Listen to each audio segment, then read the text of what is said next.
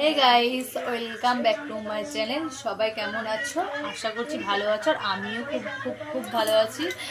আর তোমাদের সাথে যে কথাটা শেয়ার করার জন্য আমি আর কি এসেছি।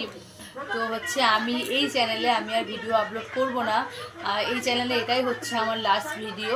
তো তার জন্য তোমাদেরকে আমি কিছু কথা বলতে চাই।